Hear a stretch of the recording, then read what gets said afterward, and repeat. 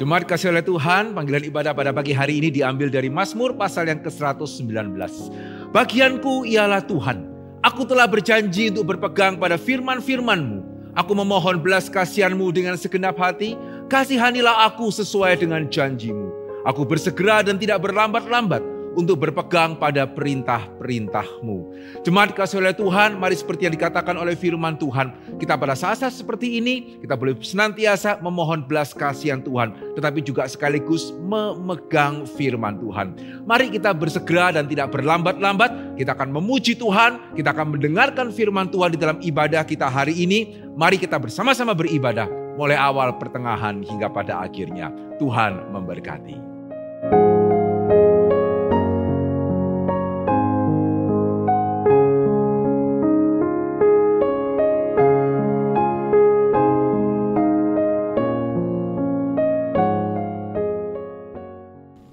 Shalom, selamat pagi jemaat yang terkasih di dalam Tuhan Yesus Kristus.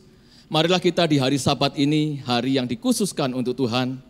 Marilah kita sejenak memfokuskan hati dan pikiran kita untuk beribadah kepada Tuhan. Sekalipun kita pada pagi hari ini tidak dapat beribadah di dalam gedung gereja, tetapi kita percaya bahwa Tuhan hadir di tengah-tengah kita. Ketika kita beribadah bersama keluarga di rumah kita masing-masing. Jemaat, marilah kita memulai ibadah kita pada pagi hari ini dengan pengakuan bahwa pertolongan kita datangnya dari Allah, pencipta langit dan bumi, yang kasih setianya kekal selama-lamanya. Turunlah atas kita sekalian kasih dan damai sejahtera dari Allah Bapa, Allah Putra, dan Allah Roh Kudus. Amin.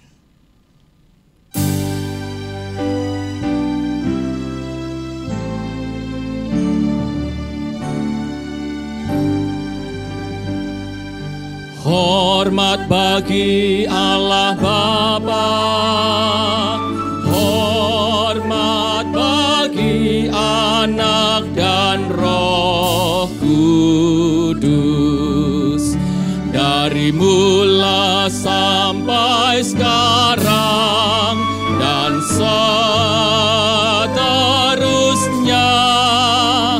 termulia.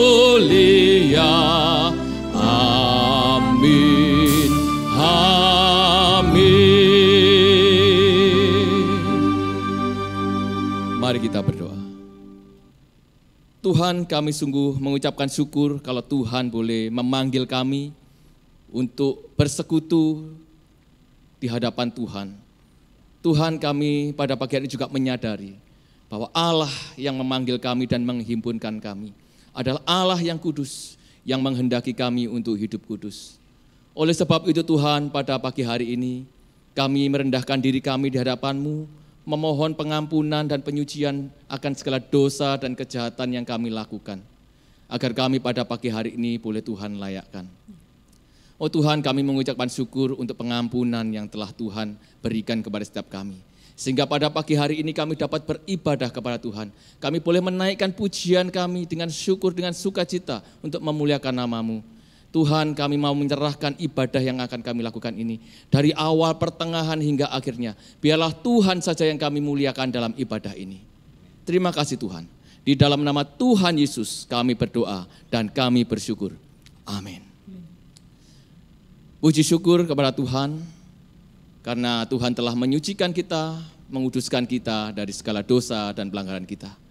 Jemaat yang terkasih, mari kita memuji Tuhan sebagai pernyataan iman kita bahwa Dia adalah Raja atas hidup kita, penuntun, terang kita. Tidak ada di dunia ini yang dapat menggantikan Yesus di dalam hidup kita.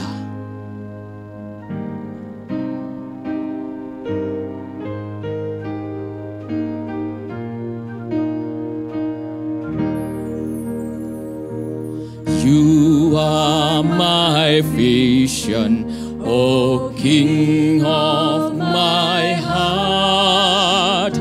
Nothing else satisfies, only you, Lord. You are my best thought by day or by night. Waking or sleeping, your presence presence, my light. You are my wisdom, you are my true word. I ever with you, and you with me, Lord. You are my brother, and I'm your true son. You dwell inside me, together we one.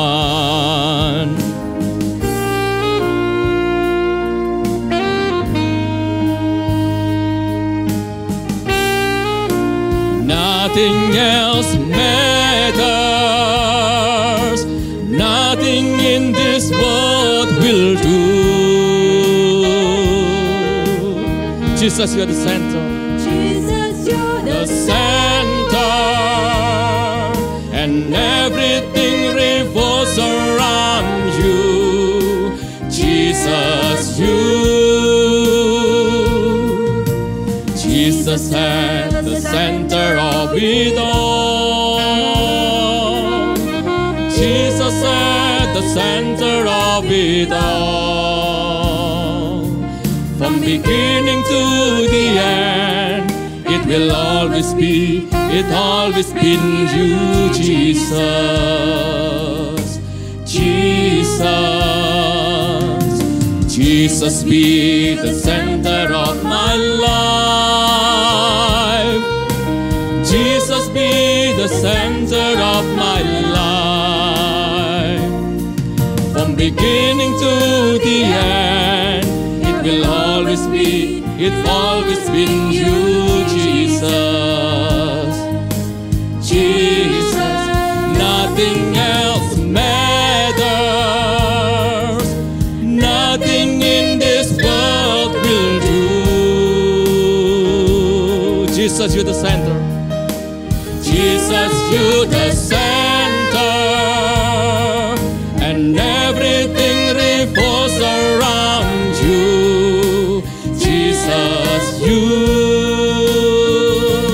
from my heart to the heaven. Jesus, be the center. It's all about you. Yes, it's all about you, Jesus. you. From my heart to the heaven. Jesus, be the center. It's all about you. It's Yes, all it's about all about you. Jesus be the center of this church. Jesus be the center of this church. From beginning to the end, it will always be, it always been you, Jesus. Jesus, Jesus, Jesus, Jesus. Kiranya Tuhan Yesus menjadi pusat hidup kita. Dan puji Tuhan, oleh karena Tuhan Yesus, kita bisa menikmati hadirat Tuhan dan kita bisa memuliakan Tuhan. Jemaat, marilah melalui pengalaman hidup yang luar biasa ini, di mana kita telah ditebus, kita telah diselamatkan. Mari kita mengagungkan Dia, kita menaikkan pujian kita.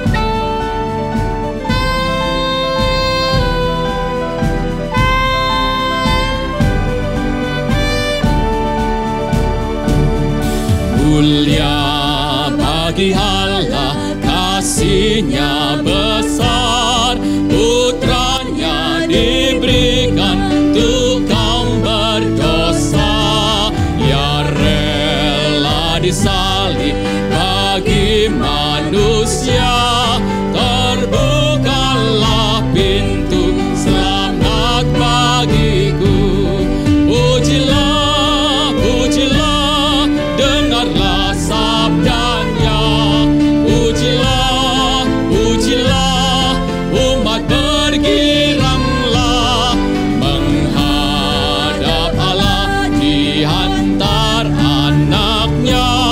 genaplah penebusan mulia baginya.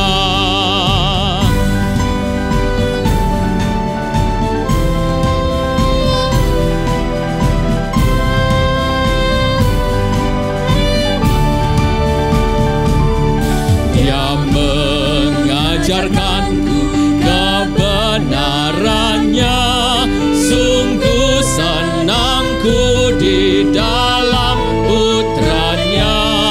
Amat sukacita tiada bandingnya ketika aku melihat wajahnya. Pujilah, pujilah, dengarlah sabdanya. Pujilah, pujilah, umat bergiranglah menghadap Allah di antar anaknya. Genaplah penebusan. Pujilah, pujilah, pujilah, pujilah, dengarlah sabdanya. Pujilah, pujilah, umat bergiranglah menghadap Allah di antar anaknya. Genaplah penebusan mulia baginya.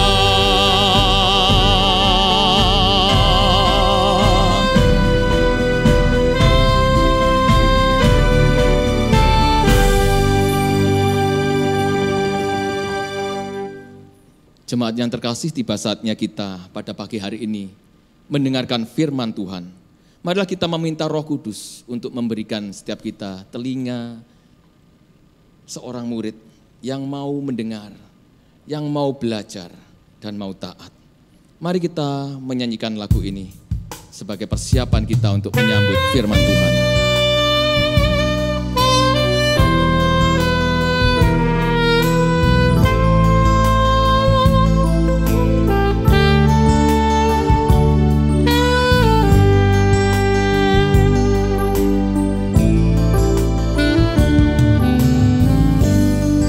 Taat perintahmu,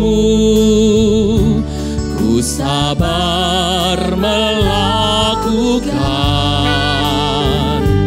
Ku yakin Tuhan jawab setiap doaku. Taat perintahmu Tuhan, pegang setiap firman Tuhan, jadi kehendak-Mu Kau nyatakan kemuliaan-Mu. Taat perintah-Mu Tuhan, pegang setiap firman Tuhan, jadi selalu kehendak-Mu Kau nyatakan kemuliaan-Mu bagiku.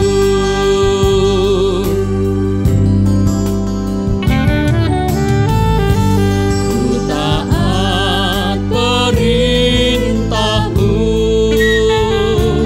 ku sabar melakukan. Ku yakin Tuhan jawab setiap doaku. Taat perintah-Mu Tuhan, pegang setiap firman Tuhan, jadi selalu kehendak-Mu Kau nyatakan kemuliaan-Mu. Taat perintah-Mu Tuhan, pegang setiap firman Tuhan,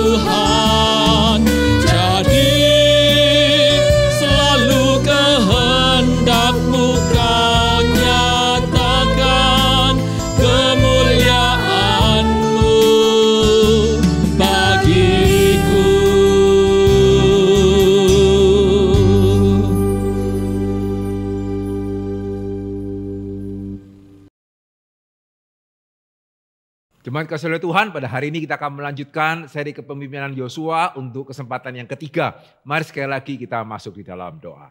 Bapa dalam kerajaan surga, bersyukur dan berterima kasih ya Tuhan. Sekali lagi kami boleh akan merenungkan firman Tuhan bersama-sama. Pakai hamba-Mu dalam segala keterbatasannya. Kiranya Tuhan boleh menyatakan apa yang menjadi isi hati Tuhan kepada setiap kami. Bapa, berkati kiranya pemberitaan firman Tuhan sebentar ini. Dalam nama Yesus kami berdoa dan kami bersyukur. Amin. Jemaat dikasih oleh Tuhan, pada minggu yang lalu kita boleh melihat bersama-sama bagaimana Allah yang mempersiapkan Israel.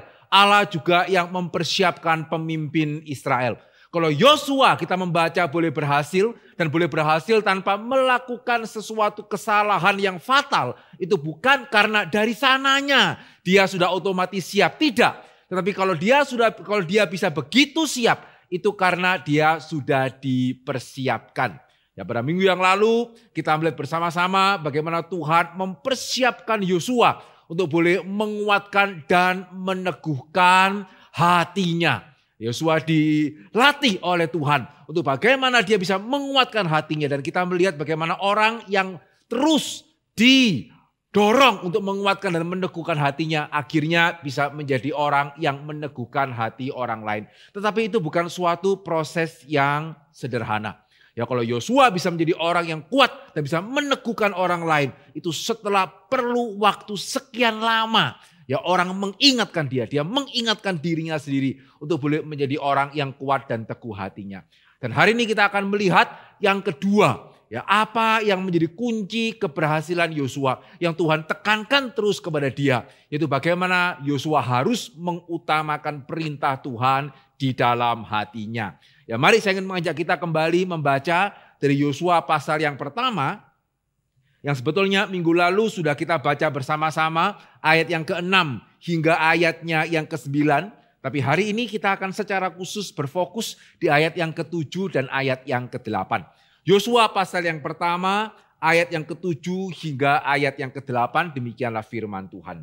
Hanya kuatkan dan teguhkanlah hatimu dengan sungguh-sungguh. Bertindaklah hati-hati sesuai dengan seluruh hukum yang telah diperintahkan kepadamu oleh hambaku Musa. Janganlah menyimpang ke kanan atau ke kiri supaya engkau beruntung kemanapun engkau pergi. Janganlah engkau lupa memperkatakan kitab Taurat ini, tetapi renungkanlah itu siang dan malam supaya engkau bertindak hati-hati sesuai dengan segala yang tertulis di dalamnya. Sebab dengan demikian perjalananmu akan berhasil dan engkau akan beruntung. Nah saudara, ini adalah hal yang kedua yang Tuhan pesankan secara khusus kepada Yosua.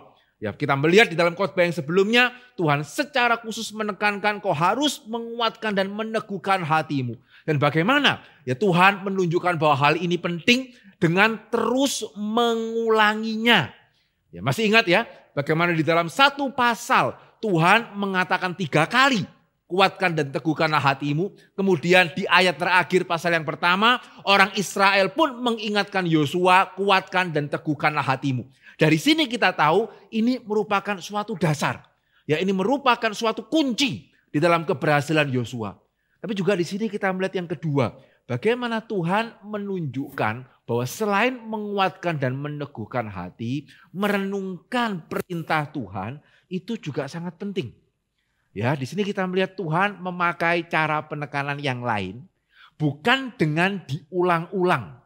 Ya, seperti yang pertama, kuatkan dan teguhkanlah hatimu. Untuk hal menekankan pentingnya firman Tuhan, Tuhan memakai cara yang lain, yaitu bagaimana Tuhan memberikan perintah yang sangat mendetil sekali, yang lumayan panjang. Betul ya? 2 ayat sepenuhnya dipakai untuk menunjukkan bagaimana Yosua itu harus bersikap kepada Taurat. Tuhan tidak hanya memakai 1-2 kalimat yang pendek, Tuhan memakai 2 ayat yang masing-masingnya itu cukup panjang. Ya, Tuhan memakai puluhan kata di sini ya untuk menunjukkan ya betapa bukan cuma firman Tuhan itu penting, tapi firman Tuhan itu kunci. Kalau Yosua mau beruntung, kalau dia mau berhasil memimpin Israel masuk ke dalam tanah Kanaan. Nah, jemaat yang dikasih oleh Tuhan, ya pada waktu kita merenungkan hal ini, satu hal yang kita perlu untuk mulai bertanya kepada diri kita masing-masing. Bukan cuma sekedar apakah firman Tuhan itu penting.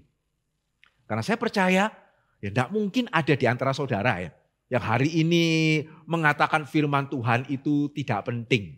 Begitu ya. Tapi pertanyaannya bukan apakah firman Tuhan itu penting, tetapi sepenting apa?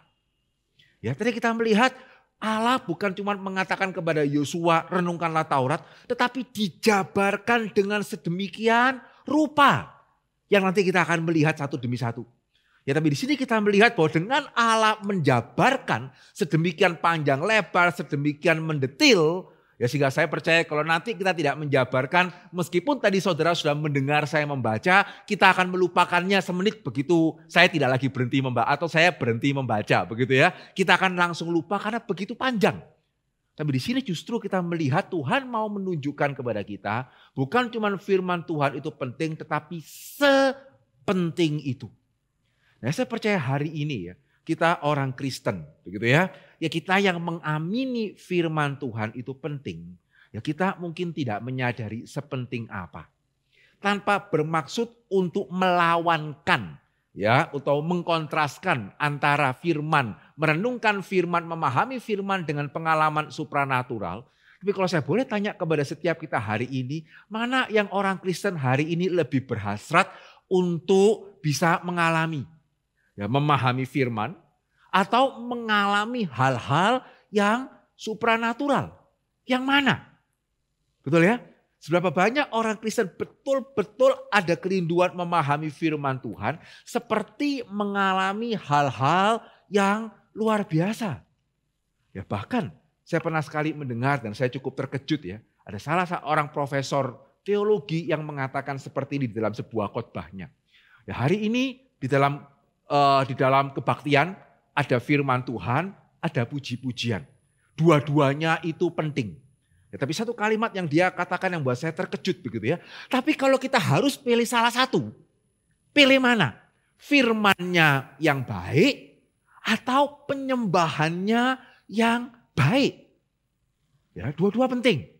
Tetapi ya, kalau kita harus memilih salah satu, mana yang kita harus pilih? Saudara mungkin kira-kira sudah bisa menebak begitu ya. Jawaban beliau itu yang mana? Ya yang mengejutkan saya beliau mengatakan kalau harus memilih salah satu. Lebih baik itu firmannya biasa lah. Tapi pujiannya itu yang penting. Ya kan di dalam puji-pujian gitu ya kita bertemu dengan Tuhan. Kita masuk ke dalam hadirat Tuhan. Kita mengalami suatu perjumpaan itu dengan Tuhan. Wah kita bisa terangkat menghadap Tuhan. Ya, sehingga di sini bagi saya luar biasa ya. Firman Tuhan itu bukannya tidak penting. Ya, tetapi yang lebih penting bagaimana satu perjumpaan dengan Tuhan. Dan memang kalau hari ini ya, saya ingin tanya kepada saudara, gambaran saudara mengenai perjumpaan dengan Tuhan itu bagaimana? Ya, apakah orang yang mempelajari firman Tuhan, ya, membaca hari ke hari begitu ya, atau seseorang yang seperti ini?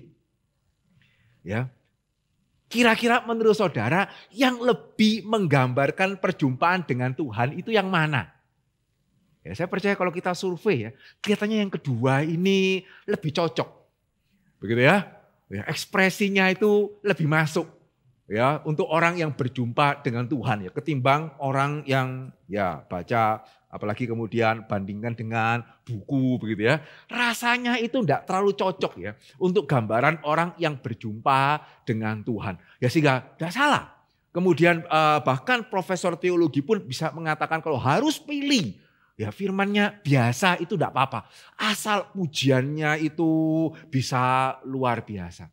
Tapi pada waktu saya merenungkan hal itu ya. Satu hal yang menjadi pertanyaan saya. Kalau kita tanya ya. Salomo dengan Daud. Mana yang lebih mengalami perjumpaan dengan Tuhan? Ya, saya percaya hari ini saudara kalau sudah cukup lama menjadi orang Kristen, ya tidak mungkin tidak tahu yang namanya Daud, juga tidak mungkin tidak tahu yang namanya Salomo ya. Kalau saya boleh bertanya begitu ya, menurut saudara, Daud dengan Salomo, mana ya yang lebih mengalami perjumpaan dengan Tuhan? Ya, siapa ya yang lebih mengalami hal supranatural? Salomo atau Daud? Yang mana? Siapa yang Tuhan bahkan bukan cuma orang itu datang kepada Tuhan, Tuhan datang kepada dia loh. Tuhan berbicara langsung kepada dia. Tuhan bahkan ngasih penawaran. Kamu mau minta apa? Ya kepada siapa ya? Tuhan pernah memberikan penawaran. Kamu silakan minta. Minta apapun saya kasih. Begitu ya. Kepada Daud atau kepada Salomo? Saudara, saya percaya di antara kita semua tahu jawabannya ya. Bukan kepada Daud. Betul ya? Daud tidak pernah mengalami perjumpaan dengan Tuhan seperti Salomo mengalami perjumpaan dengan Tuhan. Tuhan paling banter datang kepada Daud itu melalui Nathan, melalui firman. Yang itu pun tidak disampaikan secara langsung kepada Daud tetapi melalui Nabi Nathan. Baik ketika Tuhan menegur Daud ketika dia berdosa, maupun ketika Tuhan kemudian mengikat perjanjian dengan Daud bahwa Tuhan akan mendudukkan keturunannya sebagai raja untuk selama-lamanya, Tuhan menyampaikannya melalui firman Tuhan, melalui Nathan. Tetapi kepada Salomo kita membaca apa? Wah, Salomo ini bukan lagi berjumpa dengan sekedar dia mengangkat hati ya. Tuhan sudah datang kepada dia dan Tuhan kemudian memberitahukan kepada dia, kamu minta apa? Dan yang sangat luar biasa bagi saya, Salomo meminta hal yang sangat baik.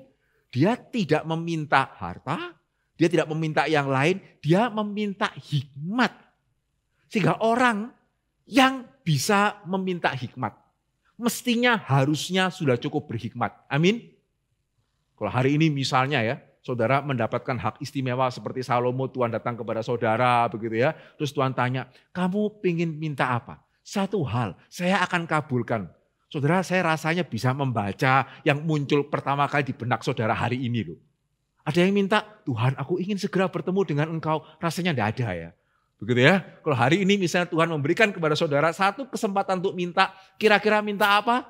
Wah, kita semua bisa dengan satu hati, saya rasa minta hal yang sama ya. Jauhkanlah corona ini begitu ya. Dari dunia ini begitu ya. Sudah selesai. Ya, sampai di sini kita melihat Salomo itu mintanya hal yang luar biasa loh. Berikan kepada saya ini hikmat. Ya berarti ya Salomo itu di dalam dirinya sendiri sudah berhikmat. Sehingga dia bisa minta hikmat yang daripada Tuhan. Dan Tuhan memberikan hikmat ilahi kepada dia. Sehingga dia bisa memecahkan persoalan-persoalan yang sulit. Ya, dan dia juga bisa sampai kemudian ratu dari negeri yang jauh datang untuk mendengarkan hikmatnya. Luar biasa ini. Betul ya? Sehingga Salomo itu sendirinya berhikmat, ya ditambah hikmat oleh Tuhan, ditambah dia sudah mengalami perjumpaan dengan Tuhan, kok gagal? Ya kenapa justru Daud itu yang bukannya dia tidak pernah berdosa, tapi kita melihat Daud dan bukannya Salomo ya. Yang disebut oleh Tuhan sebagai raja yang berkenan di hatinya. Dan Daud itu berhasil dan Salomo itu gagal. Kenapa? Kurang apa ini Salomo? Ya kurang perjumpaan dengan Tuhan apa ini Salomo? Kenapa yang berhasil itu Daud? Kenapa kok bukan Salomo? Salomo berhikmat. Ditambah lagi hikmat ilahi. Ditambah lagi berjumpa dengan Tuhan. Daud tidak pernah mengalami semua itu. Kenapa Daud yang berhasil, kenapa Salomo yang gagal? Ya, saya percaya kunci dari hal ini kita akan temukan ya. Pada waktu kita membandingkan dua bagian firman Tuhan yang awalnya sepertinya tidak ada hubungannya dan tidak menjawab apa-apa. Begitu ya. Tapi coba kita melihat 2 Samuel pasalnya yang ke-8. 2 Samuel pasalnya yang ke-8 ayatnya yang ke-4. Ya, 2 Samuel pasalnya yang ke-8 ayatnya yang ke-4. Ya, saya akan membacakan, saudara perhatikan baik-baik dikatakan apa? 2 Samuel 8 ayat yang ke-4, Daud menawan daripadanya 1.700 orang pasukan berkuda dan 20.000 orang pasukan berjalan kaki. Lalu Daud menyuruh memotong urat keting segala kuda kereta, tetapi dengan meninggalkan 100 ekor kuda kereta.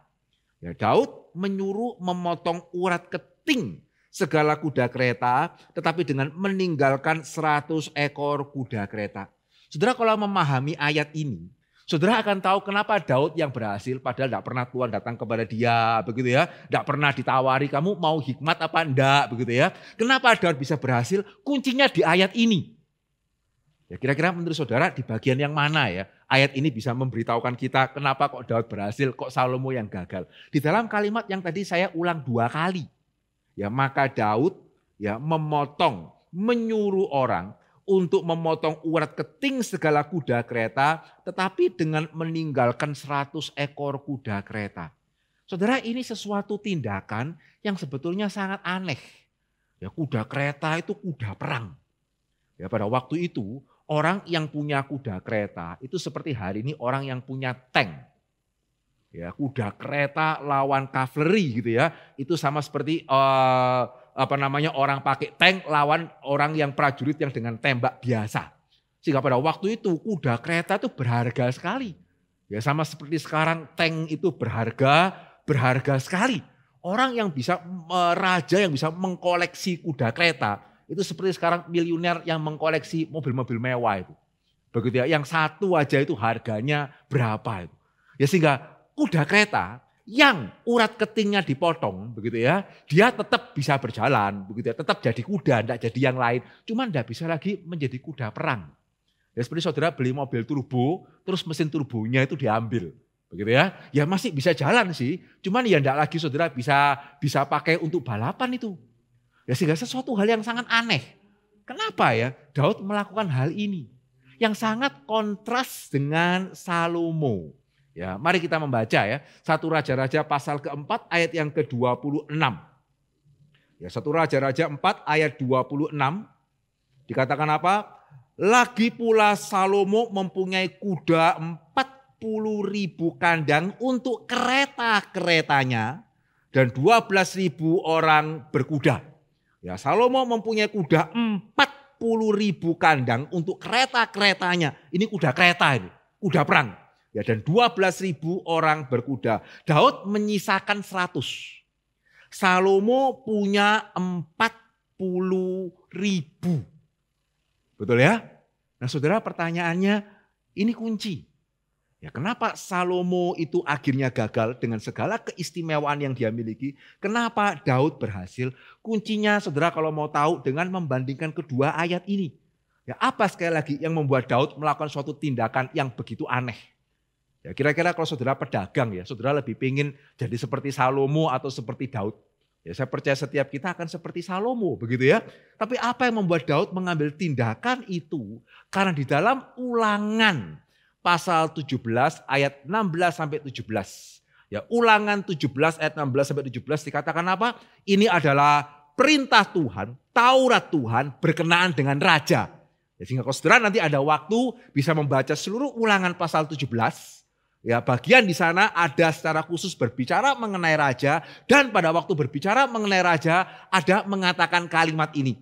Ulangan 17 ayat yang ke-16 sampai 17, hanya janganlah ia memelihara banyak kuda dan janganlah ia mengembalikan bangsa ini ke Mesir untuk mendapatkan banyak kuda, sebab Tuhan telah berfirman kepadamu, janganlah sekali-kali kamu kembali melalui jalan ini.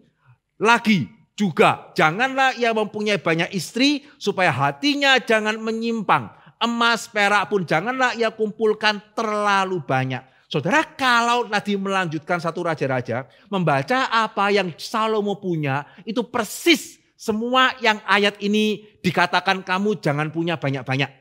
Ya kan, kalau saudara membaca 1 Raja-Raja tadi, Salomo benar-benar menunjukkan raja yang berhasil secara manusia. Kuda kereta punya berapa tadi? 40.000. Istri punya begitu banyak. Emas itu seperti tidak bisa dihitung. Perak, tembaga begitu banyak. Begitu berhasil secara manusia. Begitu melanggar ayat ini. Gitu ya.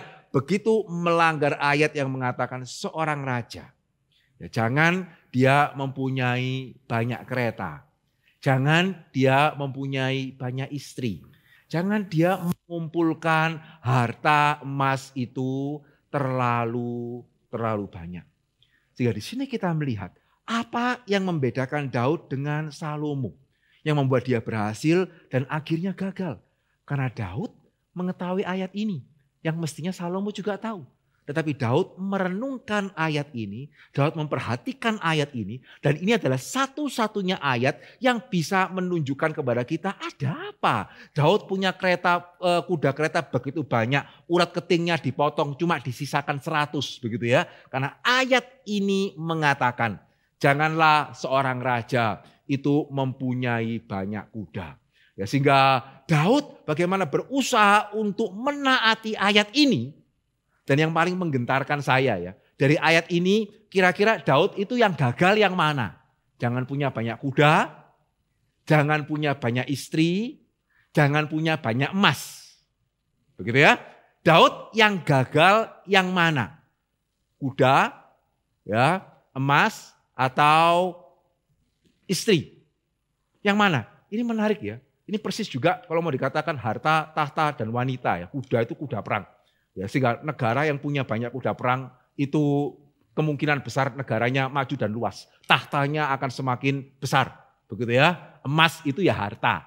Ya wanita ya wanita. Istri itu adalah wanita. Begitu ya. Dari tiga ini Daud gagal yang mana? Saudara, gagal satu. Wanita kan. Istrinya dia juga lumayan banyak kan. Meskipun tidak sebanyak Salomo. Dan kita melihat persis di sana Daud jatuh. Gitu ya. Persis di sana Daud jatuh. Tapi di sini kita melihat meskipun Daud jatuh. Tapi secara hati ya kita melihat dia berusaha sungguh-sungguh menjalankan kitab Taurat. Berbeda dengan Salomo, semua dilanggar. Ya, kudanya banyak, istrinya lebih banyak lagi daripada ayahnya, emasnya lebih banyak lagi daripada ayahnya. Sehingga meskipun dia mengalami perjumpaan pribadi dengan Tuhan.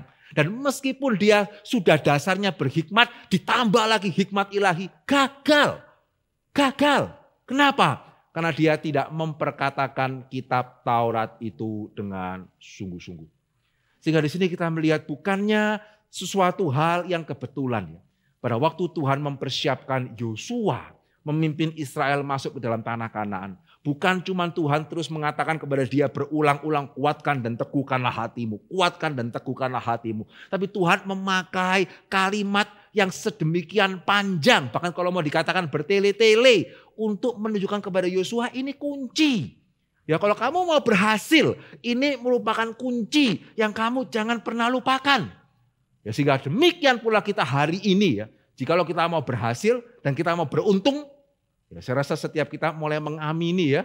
Ya, untuk kita virus corona ini, situasi hari ini kita perlu juga beruntung ini begitu ya. Supaya kita tidak kena. Kita semua ingin berhasil. Tapi saudara, benarkah kita mempunyai kerinduan sungguh-sungguh untuk mempelajari firman Tuhan? Ya, atau pokoknya ya beruntung aja, pokoknya berhasil saja. Dari sini Tuhan memberitahukan kepada Yosua kalau dia mau berhasil. Dia mau beruntung. Padahal secara manusia hitung-hitungan orang Israel tidak mungkin bisa merebut tanah Kanaan. Tapi kalau dia mau berhasil, dia mau beruntung. Dia bukan cuma harus melihat firman Tuhan itu penting. Tetapi sepenting itu. Dan mengambil tindakan-tindakan yang sesuai dengannya. Ya, sehingga kita akan coba melihat 4 hal. Ya, 4 hal yang Yosua 1 ayat 7 sampai ke 8 tunjukkan kepada kita. Ya, mengenai kalau memang sungguh kita mengamini firman Tuhan itu penting. Dan bukan hanya penting, tetapi sepenting itu kita mesti bagaimana sih dengan firman Tuhan. Dikatakan yang pertama itu apa? Ayat yang ke-7. Yosua pasal yang pertama ayat yang ke-7. Kuatkan dan teguhkanlah hatimu dengan sungguh-sungguh. Bertindaklah hati-hati sesuai dengan seluruh hukum yang telah diperintahkan kepadamu oleh hambaku Musa. Begitu ya, seluruh hukum Yosua kamu mesti renungkan dengan sungguh-sungguh. Nah, dalam hal ini saya ingin menjelaskan sedikit mengenai konteks ya, daripada hukum Taurat. Ya, karena pada waktu kita mendengar, syarat pertama seluruh hukum ya. Seluruh hukum itu berarti seluruh Alkitab ya. Mulai Kejadian sampai Wahyu. Saya mesti bagaimana memahami dengan sungguh-sungguh. Sepertinya sampai virus corona ini berakhir saya juga masih belum bisa, Pak. Begitu ya. Sehingga maksudnya di sini seluruh hukum itu apa?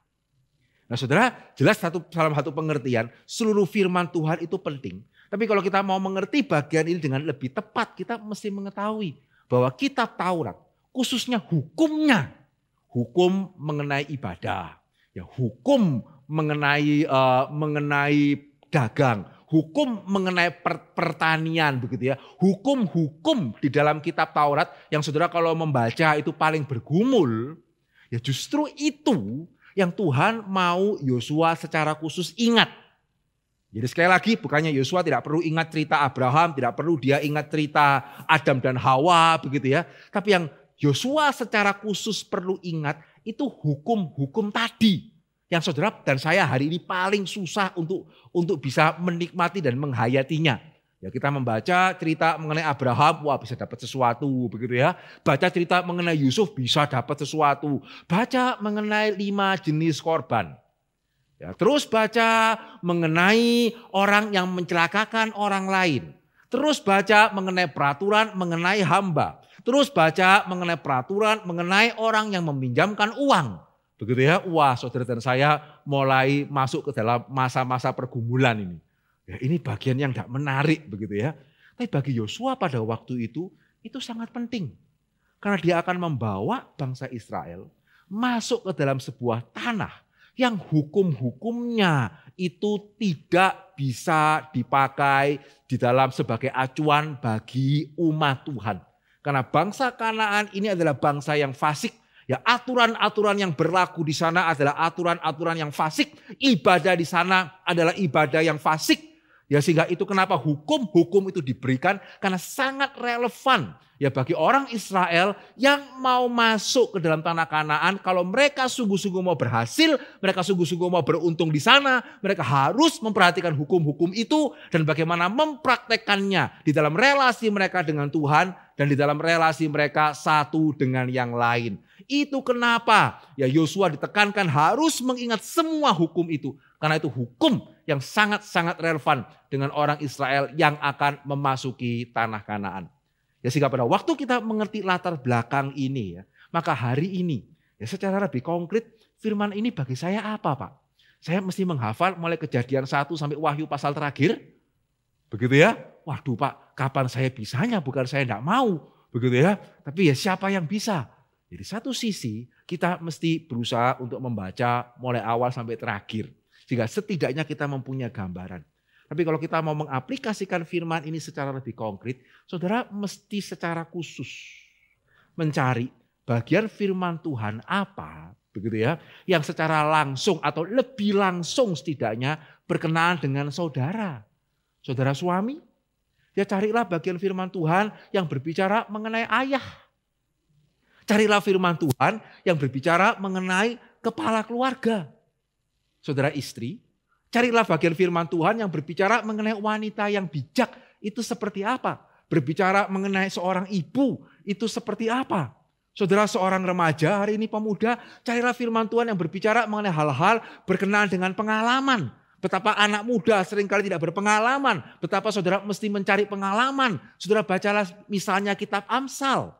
Saudara seorang pedagang misalnya, saudara bacalah misalnya bagian firman Tuhan yang berbicara mengenai bagaimana seorang harus memperlakukan hambanya atau karyawan. Saudara baca bagian firman Tuhan mengenai bagaimana harusnya kita memandang mengenai uang. Saudara baca bagaimana mestinya kita memandang mengenai keuntungan, mengenai harta yang bertambah banyak. Karena bagian-bagian itu yang secara lebih spesifik dan lebih langsung berkenaan dengan saudara sebagai pedagang. Saudara sebagai pekerja, carilah firman Tuhan yang berbicara mengenai pekerja yang baik, hamba yang baik, itu mestinya seperti apa?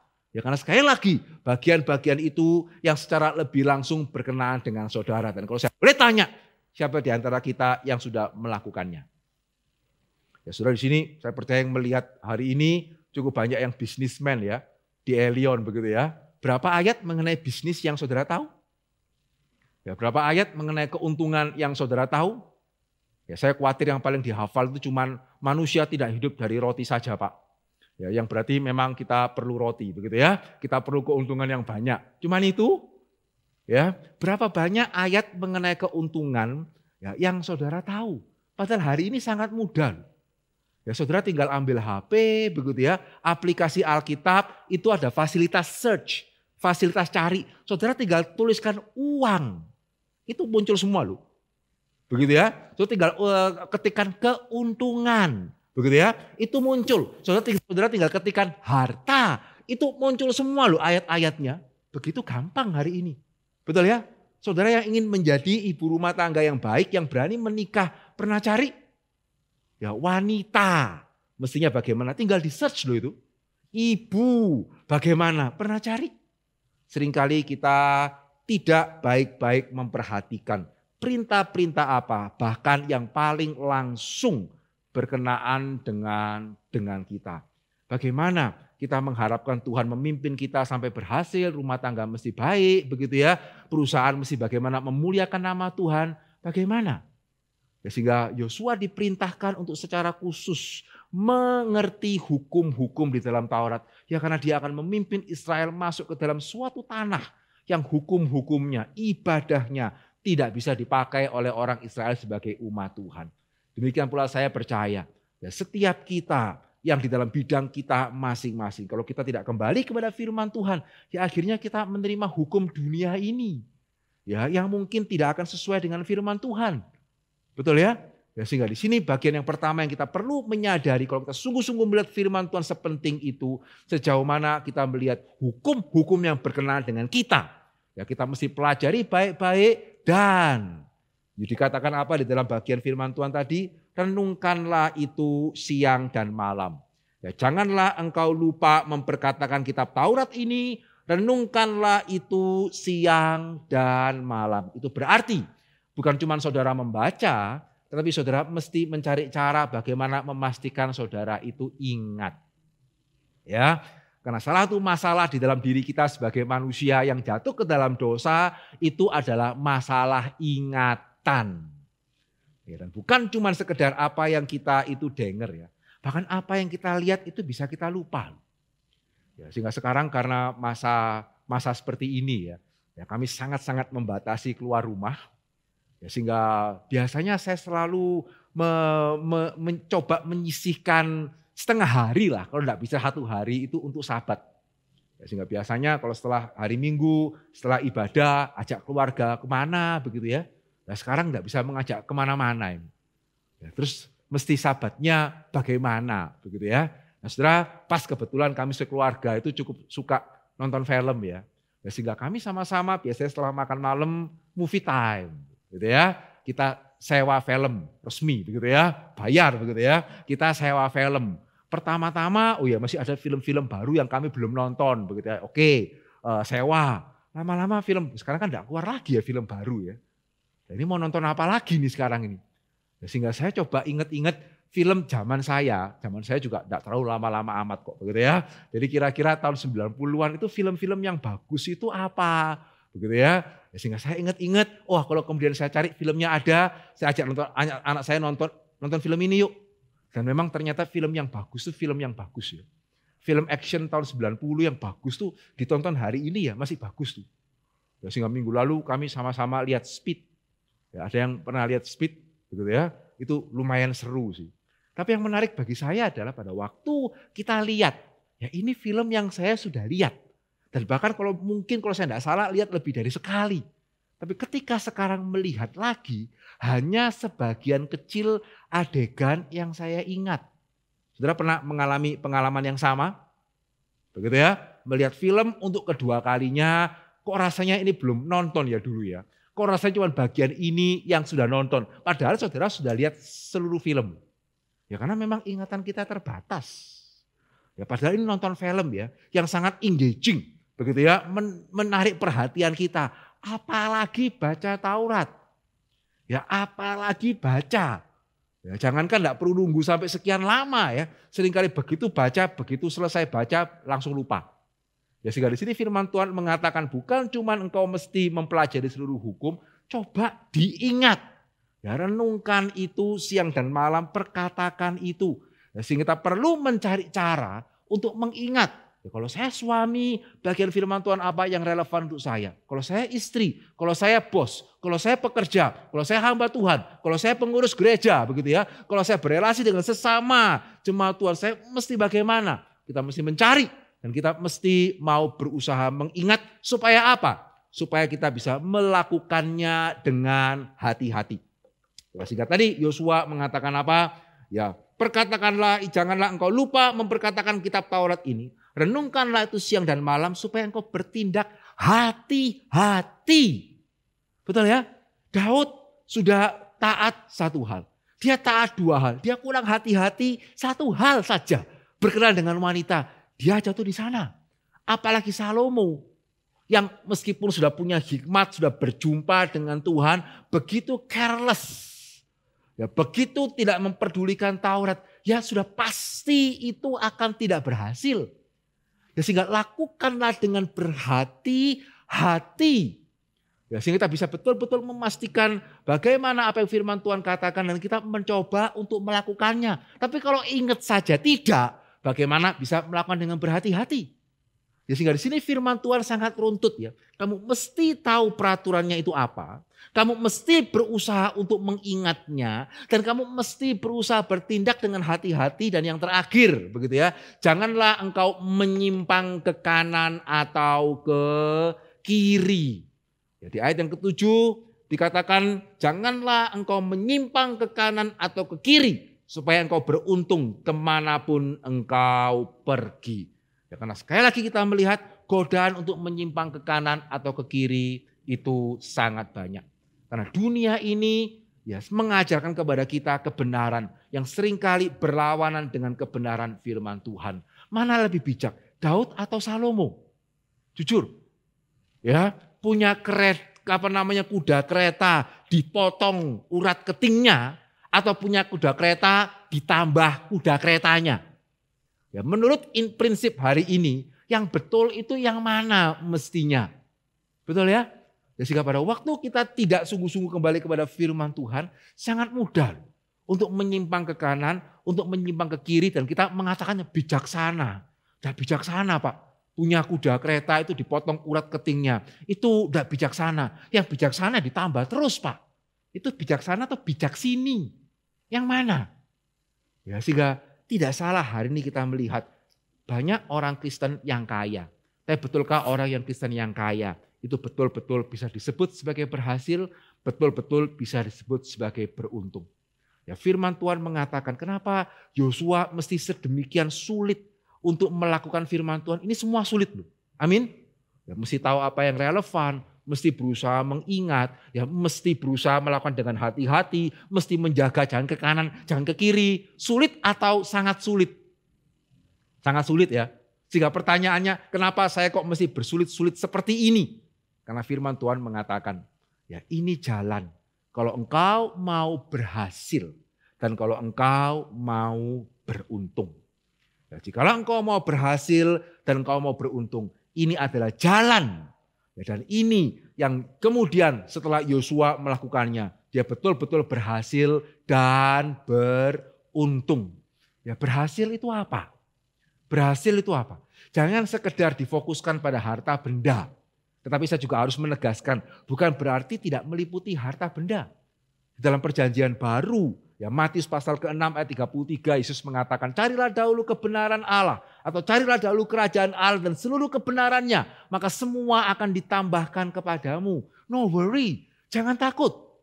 Ya, sehingga di satu sisi begitu ya, pada waktu kita mau mengikuti firman Tuhan, kita tidak akan sekaya seperti kalau kita membiarkan diri kita seliar mungkin mengikuti cara-cara dunia. Ya, tetapi ya, meskipun kita tidak sekaya seperti kalau kita melanggar semua aturan yang ada, kita akan berhasil di dalam kehidupan kita. Kok bisa Pak? Ya kembali contohnya Daud dengan Salomo. Ya Daud dengan Salomo kaya mana? Ya kaya Salomo pasti. 42.000 lawan 100 kuda kereta begitu ya. Tapi mana yang berhasil, mana yang tidak. Ya, sehingga betulkah banyak orang kaya itu berhasil? Kalau betul kenapa ada pepatah Tionghoa ya. Di balik rumah yang besar ada air mata di dalamnya yang orang luar itu tidak tahu.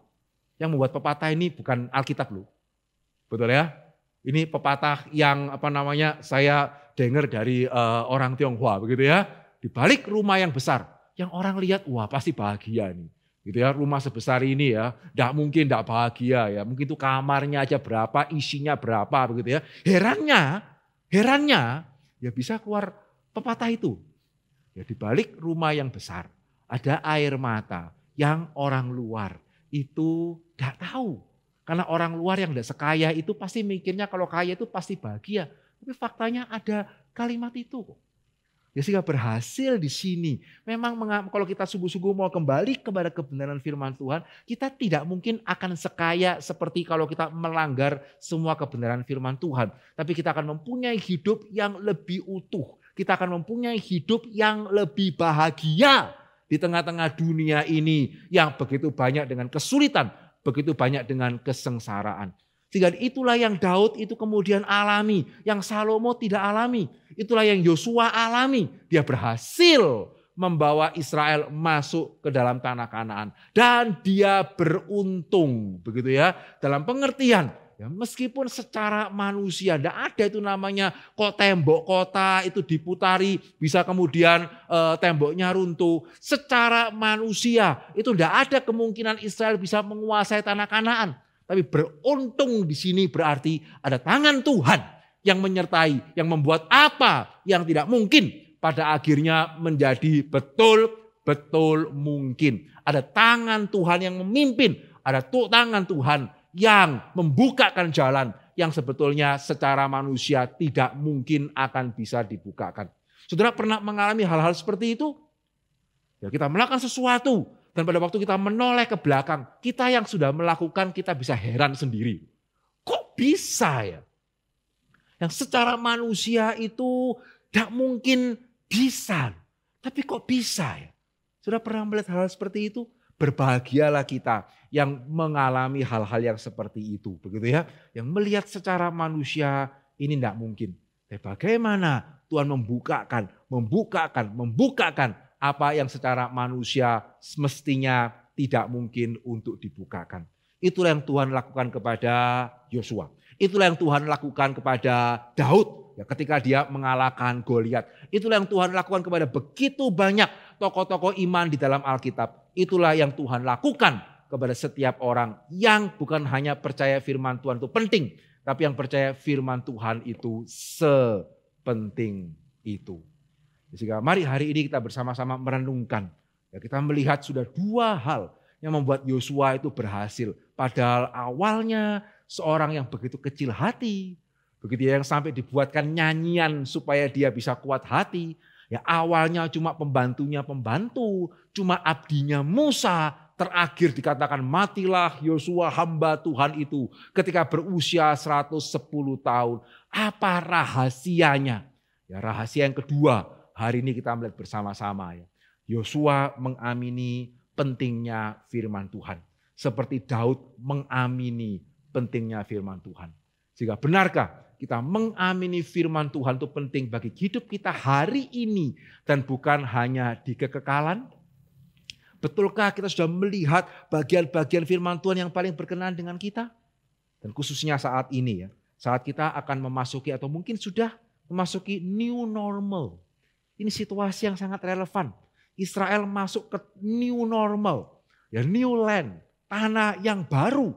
Ya hari ini kita new normal. Situasi yang baru. Betulkah kita sudah sungguh-sungguh mencari bagian firman Tuhan mana yang relevan? Bahkan di dalam hal ibadah pun. Betulkah kita sudah meneliti bagian firman Tuhan mana ya yang relevan mengenai tata ibadah atau bagaimana beribadah di dalam situasi new normal? Atau yang kita selidiki secara sangat mendetil virus ini nularnya bagaimana ini. Begitu ya, lewat apa ini. Ya, terus mesti bagaimana, wah ini diteliti secara mendetil. Ibadahnya bagaimana? Ya pokoknya kan Tuhan sudah mengatakan perjanjian baru ya. Kita beribadah dalam roh dan kebenaran. Sehingga beribadah di mana-mana itu sama lah. Pokoknya beribadah di dalam roh dan kebenaran. Yohanes pasal yang keempat. Sudah begitu. Begitu ya, tidak meneliti secara lebih lanjut. Padahal kalau mau dikejar, gitu, oh berarti kalau Yohanes pasal keempat, beribadah dalam roh dan kebenaran, berarti tidak harus di gereja. Udah harus kan, yang penting kan roh dan kebenaran. Kalau begitu setelah corona pun tidak perlu kembali ke gereja. Ya jangan. Loh, berarti Tuhan pada waktu mengatakan kalimat itu, ya beribadahlah dalam roh dan kebenaran cuma berlaku pada saat-saat corona begitu. Ya, pada saat ada corona mesti di gereja, tidak bisa di rumah. Begitu ya. Di sini kita melihat, saya bukannya mengatakan ayo semua kembali ke gereja cepat-cepat, enggak. Tapi satu hal yang seringkali agak menyusahkan hati saya ya. Yang kita selidiki secara teliti itu bukan firman-Nya. Begitu ya. Situasi hari ini itu kita selidiki secara teliti bagus sih. Bukannya salah sih. Tapi apakah kita juga dengan sama hati-hatinya. Dengan sama telitinya. Kita mempelajari firman Tuhan. Lalu bagaimana? Ibadah mestinya seperti apa? Apa yang mesti harus ada? Ya, apa yang kita bisa sesuaikan? Tuhan menghendaki itu seperti apa? Adakah? Dan bukannya secara tergesa-gesa ambil satu ayat yang sepertinya paling relevan. Tuhan maunya pokoknya orang yang beribadah dalam roh dan kebenaran dimanapun itu tidak penting. Betulkah ayat itu persisnya artinya itu? Nah, saudara, di sini kita melihat ya, apa yang kita baca dari Yosua sebetulnya sangat relevan bagi setiap kita. Ya kan, hari ini kita akan memasuki situasi new normal yang kita tidak tahu kapan ini akan berakhir. Betul ya? Apakah pemimpin-pemimpin gereja baik-baik mempelajari firman Tuhan dan mencari bagian-bagian firman Tuhan mana yang relevan?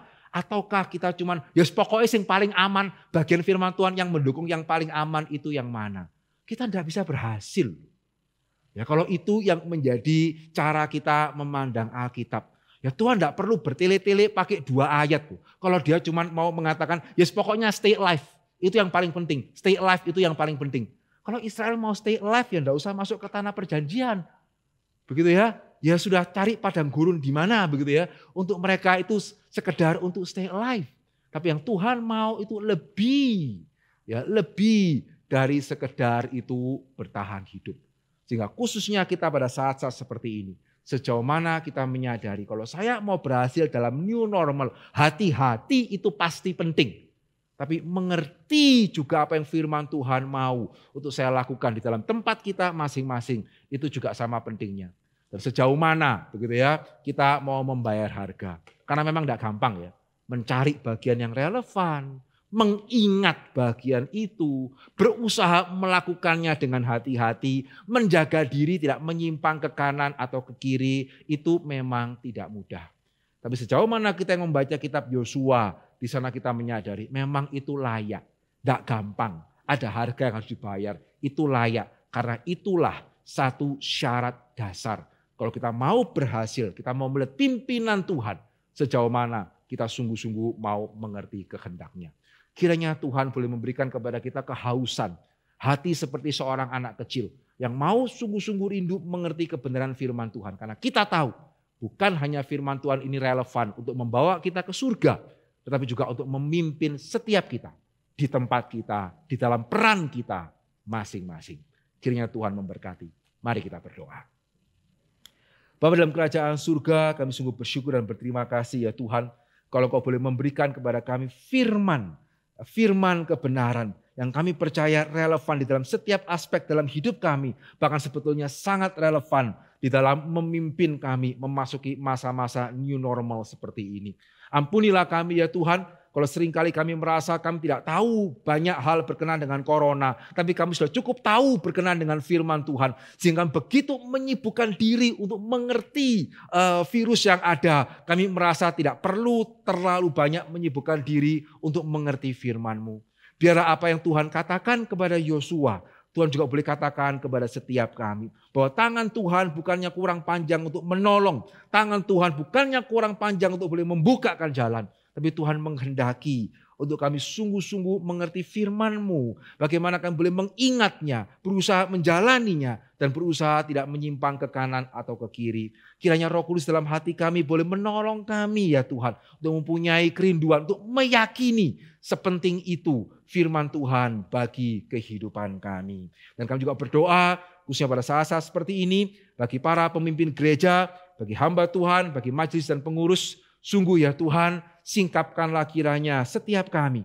Untuk kami boleh sungguh-sungguh mengerti kebenaran firman-Mu. Sehingga kami boleh mengambil kebijakan-kebijakan yang benar. Yang bukan hanya bijak di sini, tapi juga bijak di hadapan Tuhan. Kami berdoa, Engkau boleh menyingkapkan, menunjukkan kepada kami firman Tuhan apa yang menjadi kehendak-Mu. Khususnya di dalam kami beribadah kepada Tuhan. Dan di dalam kami memperlakukan satu sama lain di tengah-tengah situasi yang seperti ini.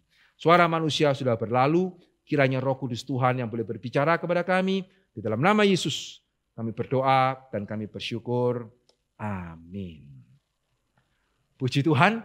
Ya, mari bersama dengan jemaat Tuhan di segala tempat dan segala abad. Kita akan mengakukan pengakuan iman rasuli. Mari bersama-sama kita mengakukannya sedemikian.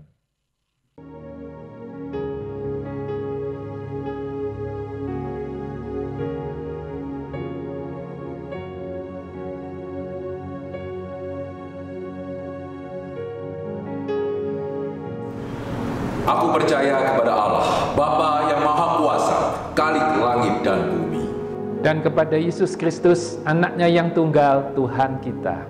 Yang dikandung dari Roh Kudus, lahir dari anak darah Maria. Yang menderita sengsara di bawah pemerintahan Pontius Pilatus. Disalibkan, mati dan dikuburkan, turun ke dalam kerajaan maut. Pada hari yang ketiga, bangkit pula dari antara orang mati. Naik ke surga, duduk di sebelah kanan Allah, Bapa yang Maha Kuasa.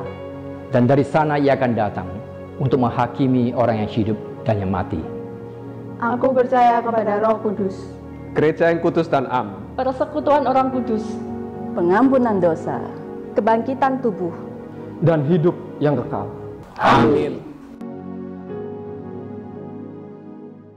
Jemaat sekalian, sebagai respon kita akan kebenaran firman Tuhan yang telah kita dengarkan, marilah kita dengan sepenuh hati, kita mau mendengarkan suara Sang Gembala Agung kita dan mentaatinya di dalam hidup kita.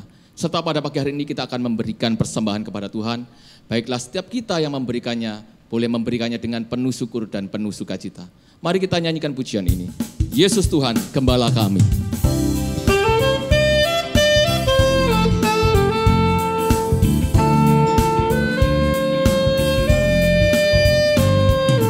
Tuhan Yesus Gembalaku, pimpin jalan hidupku,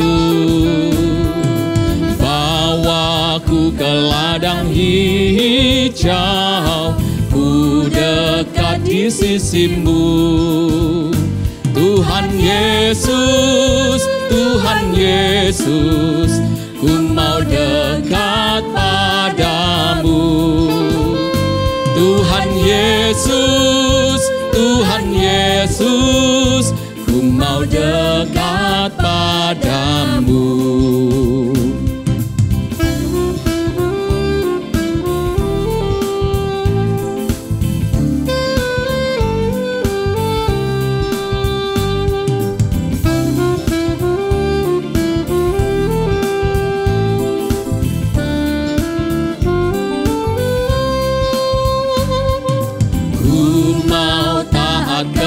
Kepadamu, turut akan perintahmu,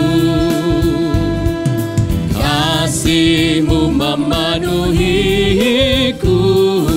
ku mau serahkan diriku. Tuhan Yesus, Tuhan Yesus, Kau mengasihi daku.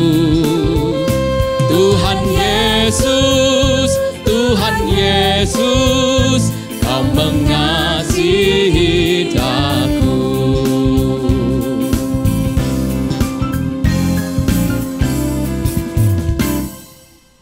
Mari kita berdoa. Tuhan Yesus, kami sungguh mengucapkan syukur pada pagi hari ini di mana Tuhan Kau telah berbicara kepada setiap kami melalui firman-Mu. Dan Tuhan, kami juga mengucapkan syukur untuk pemeliharaan Tuhan yang Tuhan nyatakan dalam kehidupan kami. Dan pada pagi hari ini kami membawa persembahan kami ini sebagai rasa syukur kami. Mohon Tuhan memberkatinya. Juga kami berdoa untuk setiap jemaat Tuhan di tengah kondisi atau situasi pandemi yang sulit ini. Kami mohon sekali lagi pertolongan daripada Tuhan. Kiranya Tuhan memberikan damai sejahtera surgawi. Agar di tengah keadaan yang sering kali membuat kami khawatir dan situasi yang mencekam ini, kami boleh merasakan keteduhan hati karena Tuhan yang nyata, yang melindungi, menaungi kami. Engkaulah Gembala Agung kami, di mana kami boleh menyerahkan, mempercayakan hidup kami ke dalam tangan-Mu. Gadamu dan tongkat-Mu itu Tuhan yang menghibur setiap kami. Dan kami percaya bahwa Tuhan Kau memimpin kami kepada air yang tenang, kepada padang yang berumput hijau itu. Terima kasih Tuhan, inilah doa kami yang kami naikkan di dalam nama Tuhan Yesus, Sang Juru Selamat kami yang hidup. Amin. Mari kita mengembalikan segala pujian, hormat kita kepada Allah kita. Doksologi.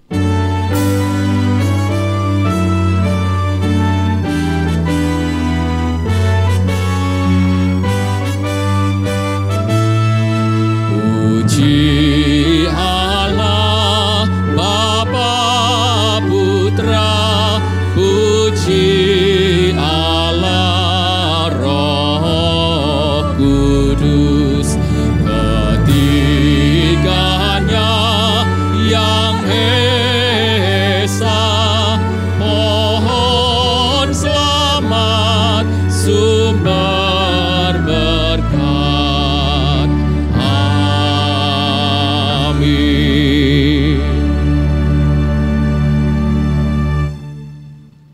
Jemaat kasih oleh Tuhan, pulanglah dan mari kita boleh menerima berkat Tuhan di dalam tempat kita masing-masing.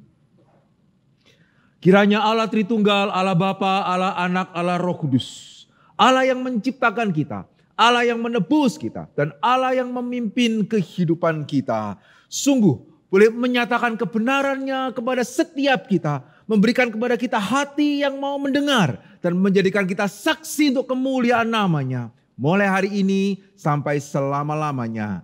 Amin.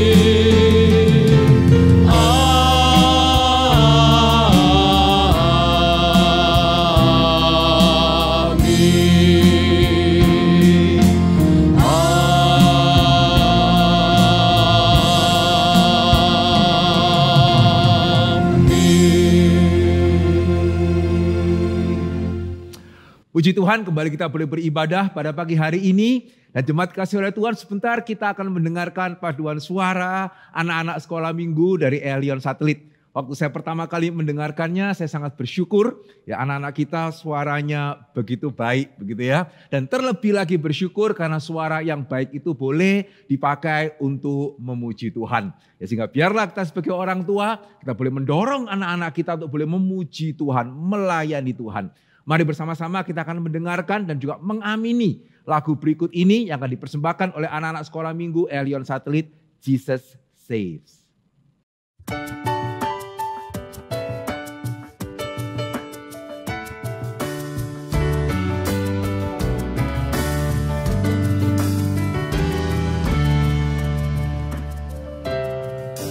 Listen to that joyful sound. Jesus saves, Jesus saves. Spread the gladness all around. Jesus saves, Jesus saves. Sing the news to every land, over the hills and everywhere.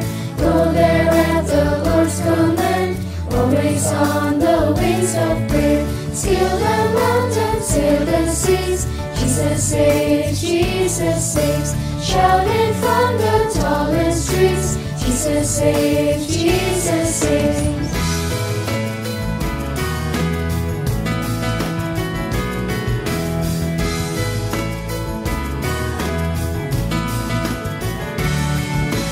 Join the winds, make mighty voice. Jesus saves, Jesus saves. Hear the whirlwind now rejoice that Jesus saves, Jesus saves. Tell how truth runs deep and wide. Proclaim Christ, so all may know. Don't stay in the house and hide. Get out there and go, go, go. Whisper softly to a friend. Jesus saves, Jesus saves. Play it loudly with a band. Jesus saves, Jesus saves. Jesus saves, Jesus saves. Jesus saves. I know Jesus saves.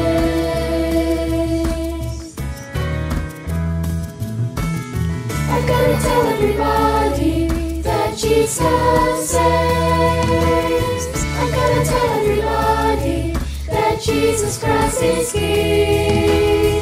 I gotta tell everybody that Jesus saves. I gotta tell everybody that Jesus Christ is King. I gotta tell everybody that Jesus saves. I gotta tell everybody that Jesus Christ is King. You're my King.